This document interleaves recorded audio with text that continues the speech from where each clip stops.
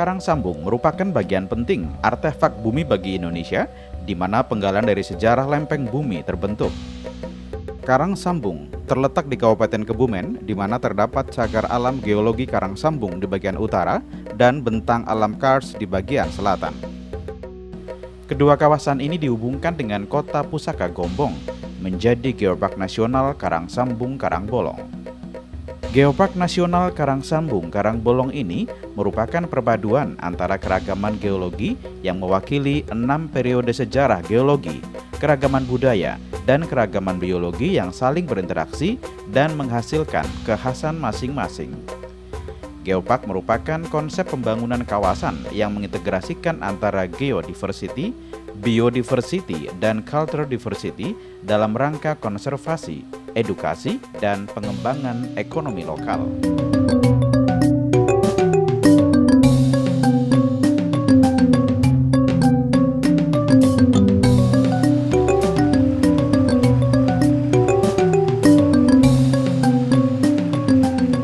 Artefak bumi yang terdapat pada Geopark Karang Sambung hingga Karangbolong ini merupakan bagian dari penggalan sejarah tentang tumbukan lempeng Samudra Hindia Australia dengan lempeng benua Eurasia hingga pengangkatan kawasan ini menjadi daratan, pembentukan rangkaian gunung api purba, serta pembentukan topografi kars yang mewakili 6 periode sejarah geologi Jawa. Karang Sambung ibarat sebuah textbook alam dengan konsep tektonik lempeng yang dapat dilihat, dipelajari, dan diuji kebenarannya.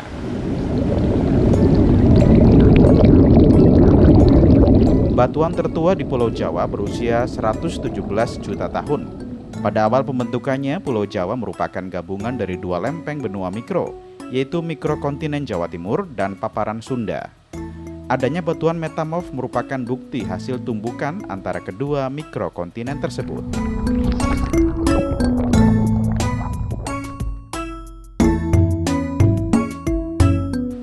Kawasan Cagar Alam Geologi Karang Sambung merupakan laboratorium alam terlengkap se-Asia, di mana jejak proses tumbukan antar lempeng yang terjadi mulai zaman Kapur sekitar 117 juta tahun lalu bisa ditemukan di tempat ini. Semua bukti tentang konsep tektonik lempeng dapat dilihat secara nyata di alam, baik berupa singkapan batuan maupun morfologi.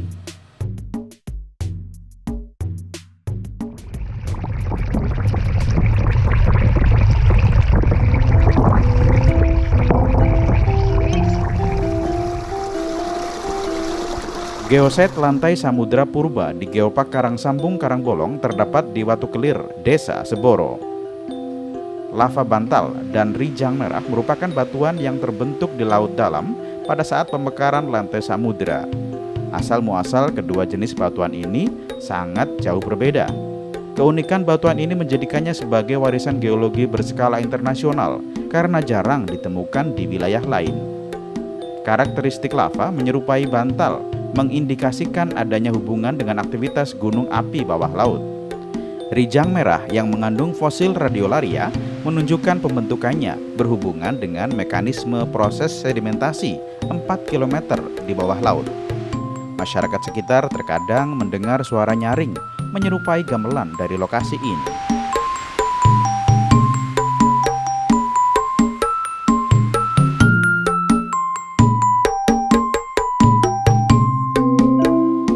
Geosite serpentinit merupakan batuan kerak samudra yang terubah. Keunikan batuan ini menjadikannya sebagai warisan geologi berskala nasional. Serpentinit mengandung banyak mineral serpentin dan asbes hingga bentuknya menyerupai liukan ular saat dilihat di bawah mikroskopis. Proses perubahan ini terjadi pada saat batuan tersebut bersentuhan dengan air dasar samudra.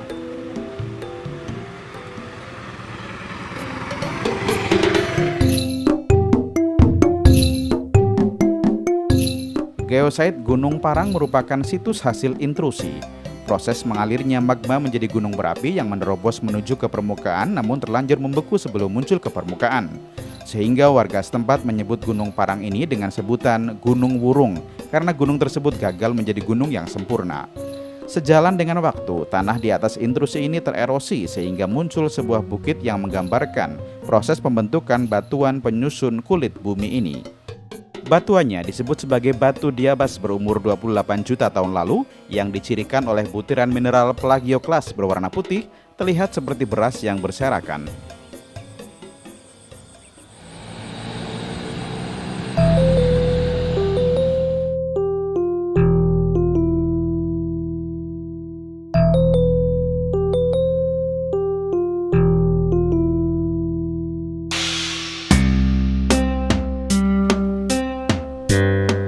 Geosite Waturanda tersusun oleh perselingan batu pasir dengan breksi. Bagian tengah ditemukan 23 siklus sedimentasi dari total formasi Waturanda setebal 1000 meter yang merupakan material bekas aktivitas gunung api. Batuan miring ke selatan menunjukkan bahwa umur batuan semakin ke selatan semakin muda, sebaliknya jika semakin ke utara semakin tua. Situs Waturanda membuktikan bahwa sekitar 25-16 juta tahun lalu di kawasan ini pernah terjadi aktivitas gunung api purba.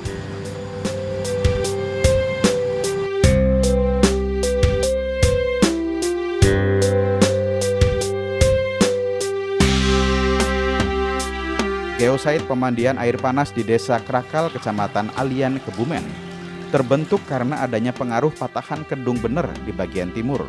Sumber panasnya bukan dihasilkan dari aktivitas gunung api, melainkan dari gradien geotermal serta gesekan antar patahan batuan yang berlangsung secara terus-menerus di dalam tanah. Air panasnya mengandung natrium klorida dan bersifat basa yang menandakan adanya pengaruh air fosil laut yang terjebak dalam batuan. Selain batuan itu, terdapat pula batuan kars yang tersebar di beberapa wilayah, diantaranya morfologi Desa Tugu Buayan, Bukit Wanalela Argopeni, Pantai Sawangan, Pantai Menganti, dan Karangbolong. Batuan kars atau batuan kapur merupakan daerah dasar laut yang terangkat oleh gaya tektonik selama jutaan tahun lalu. Di kawasan kars ini terdapat Goa Petruk dan Gua Barat yang mempunyai aliran sungai bawah cukup deras dan masih sangat alamiah.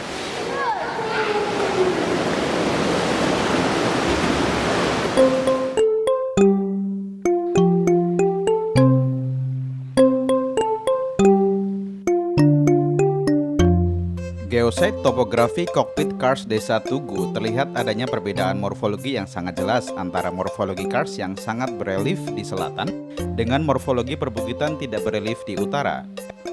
Pada morfologi kars, bukit-bukit nampak cembung membulat dengan ukuran yang relatif seragam dipisahkan oleh lembah-lembah terpola.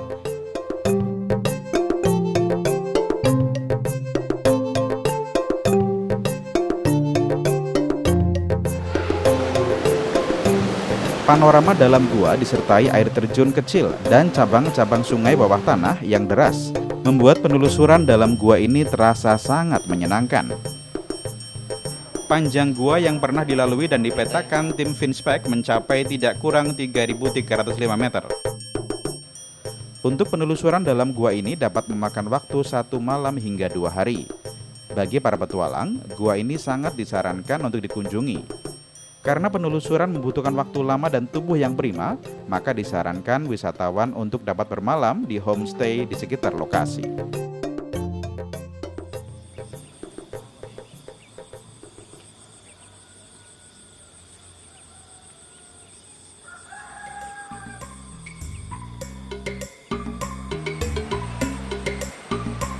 Gua horizontal dengan panjang sekitar 750 meter ini mempunyai aliran sungai bawah permukaan yang cukup deras dan masih sangat alamiah. Jika Anda menyusuri Gua Petruk, Anda akan menjumpai beberapa fauna penghuni gua seperti kelelawar, jangkrik, dan kelabang gua yang berwarna keabu-abuan. Pada bagian dalam dijumpai kontak antara breksi vulkanik formasi Gabon dengan batu gamping terumbu formasi Kalipucang. Speleotem yang berkembang sepanjang lorong gua akibat perbedaan komposisi batu gamping dan proses pelarutan sangat menarik untuk dinikmati. Sebagian besar ornamen telah diberi nama sesuai bentuknya, seperti batu payudara, batu tirai pintu, batu buaya, batu lukar buson, batu layon, dan sendang katak.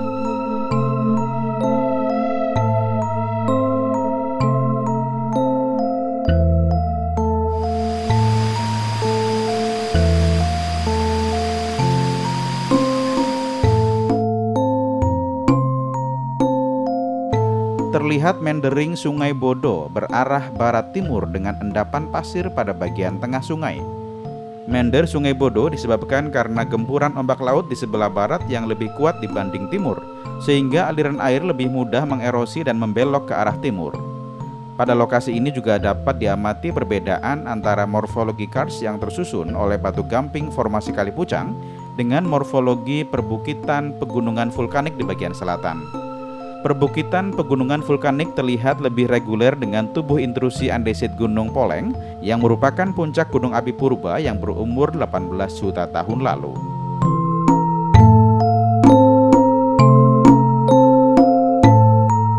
Paduan pegunungan kars, gua dan pantai indah ini berada pada Tanjung Neglasari, Desa Karangduwur, Kecamatan Ayah.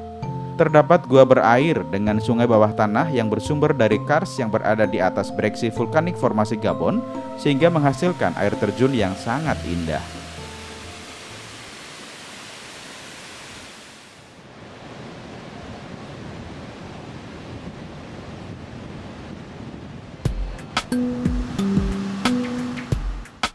Secara geologis, pantai dan tanjung ini terdapat pada formasi Gabon yang tersusun oleh breksi andesit berumur oligosen dengan beberapa tubuh intrusi.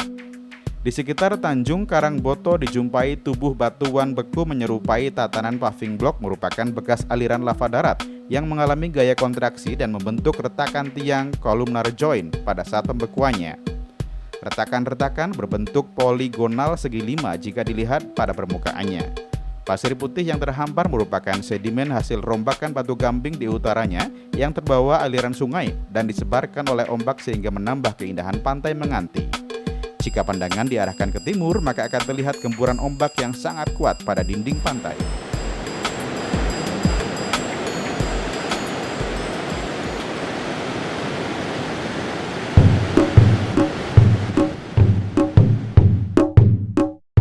Geosite Pantai Karangbolong merupakan pertemuan antara muara Sungai Manggo dan Sungai Cincingguling. Pada sisi kiri pantai terdapat gua yang tersusun oleh perselingan antara breksi vulkanik dengan batu pasir yang mengalami abrasi dan erosi, sehingga membentuk gua yang tembus. Pada mulut gua dibuat miniatur proses pengunduhan sarang burung walet.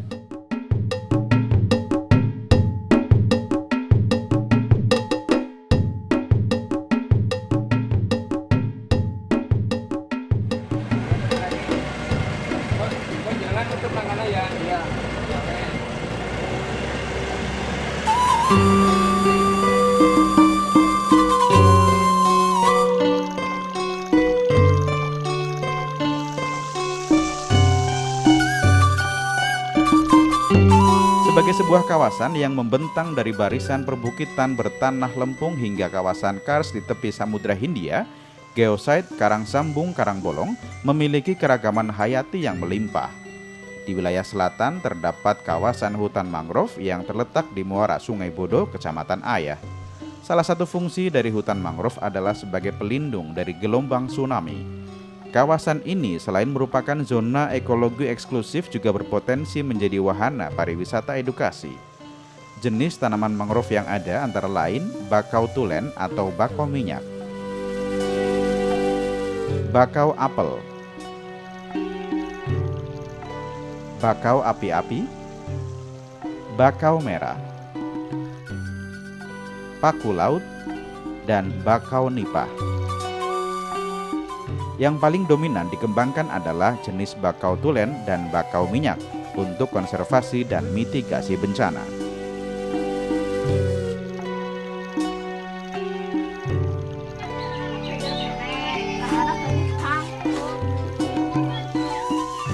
Kecamatan Karanggayam, Sadang, Karangsambung, Alian adalah wilayah yang banyak ditumbuhi pohon jenitri yang mempunyai harga cukup tinggi. Beberapa orang menyebutnya buah rudraksa. Biji jenitri atau rudraksa ini berbentuk bulat. dengan ukuran sekitar 6-13 mili, bergerigi atau mempunyai bintik-bintik yang timbul. Menurut International Plant Names Index, jenitri yang dibudidayakan di Kabupaten Kebumen, Jawa Tengah ini merupakan jenitri Eleocarpus angustifolius, berhabitat asli mulai India, Asia Tenggara, bagian utara Australia, sampai ke Kaledonia Baru di Pasifik Barat. Buahnya berwarna ungu dengan biji yang cukup besar dan biasa digunakan sebagai manik-manik penyusun perhiasan.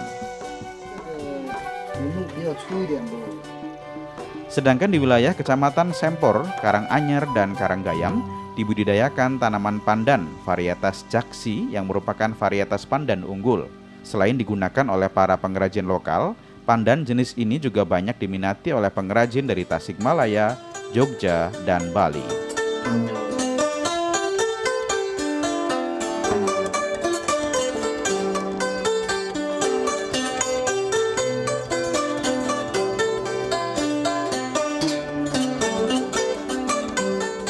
Sebagai kawasan pertemuan antara budaya Mataram dan budaya Banyumasan, kawasan Geopark Karangsambung Karangbolong mempunyai keragaman budaya yang khas. Bentuk-bentuk budaya lokal yang ada jelas menunjukkan bagaimana di kawasan ini nilai-nilai harmoni antar manusia dengan alam dan penciptanya sangat dijunjung tinggi. Salah satunya dapat dilihat dari tari cepetan yang berasal dari kawasan Karanggayam. Tari cepetan ini diciptakan sebagai simbol perlawanan dan pergerakan lokal, sekaligus usaha manusia untuk menyelaraskan hidupnya dengan alam. Para penari menggunakan topeng berwajah menakutkan dengan rambut panjang diiringi irama gamelan.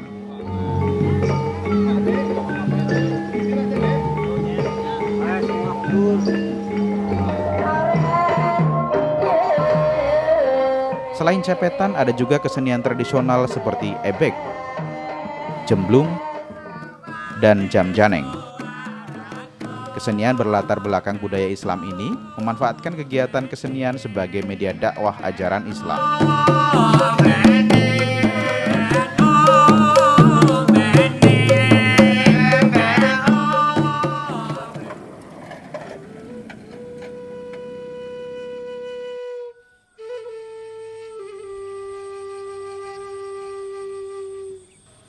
Selain itu terdapat juga cagar budaya, diantaranya cagar budaya Mbah Sipako atau makam Ki Kertadrana, seorang senopati Panjer pada masa Perang Diponegoro.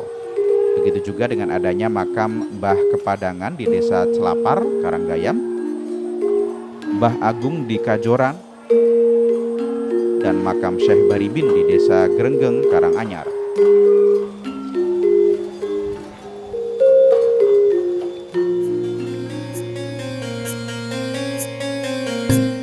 Di sekitar kota Gombong yang merupakan salah satu kota pusaka juga dijumpai banyak situs budaya seperti Masjid Soko Tunggal dan Benteng Van der Wijk.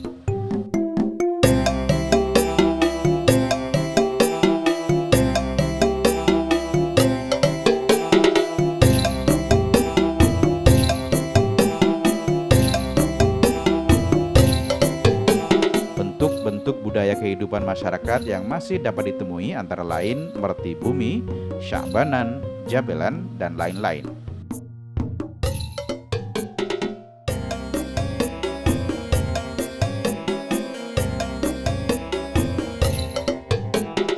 Perekonomian di kawasan Geopark berbasis pada beberapa sektor utama, diantaranya pariwisata, pertanian, kelautan, dan ekonomi kreatif. Saat ini pariwisata dipandang sebagai sektor andalan yang mampu untuk menjadi lokomotif sektor pengembangan ekonomi lokal. Dikembangkan pula berbagai produk alternatif yang bernilai ekonomi tinggi sekaligus ramah lingkungan, diantaranya madu kelanceng yang merupakan sumber perekonomian masyarakat Kalipoh Ayah. Yang tidak kalah menarik, produk gula semut yang dihasilkan oleh para petani di kawasan Buayan, Ayah, Rowokele, dan Sempor. Produk ini telah mendapatkan sertifikasi organik dan halal, serta mampu merambah pasar internasional. Di bidang industri kerajinan dapat ditemukan kerajinan jenitri yang banyak diminati oleh konsumen dari kawasan Asia Selatan. Sementara di kawasan Gombong, Adimulyo, Sempor, Karanganyar, dan Karanggayam terdapat sentra-sentra kerajinan anyaman pandan. Berbagai produk kuliner lokal yang potensial untuk dikembangkan antara lain lanting,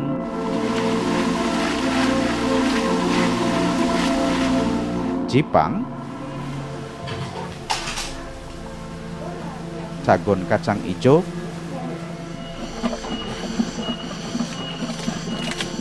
sajeng,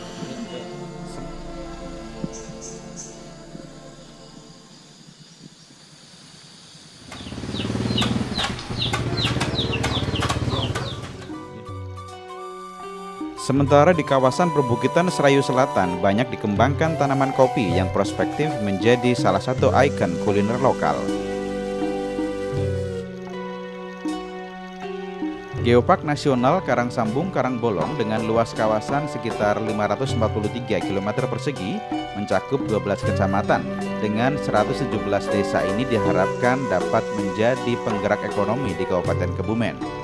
Geopark Nasional Karangsambung Karangbolong berkomitmen mengembangkan pariwisata yang menggabungkan keragaman geologi, hayati, dan budaya dengan berbasis prinsip pariwisata berkelanjutan. Keragaman geologi, hayati, dan budaya yang ada memastikan Geopark Nasional Karangsambung Karangbolong sebagai kawasan konservasi, edukasi, dan pengembangan ekonomi lokal melalui pariwisata berbasis lingkungan.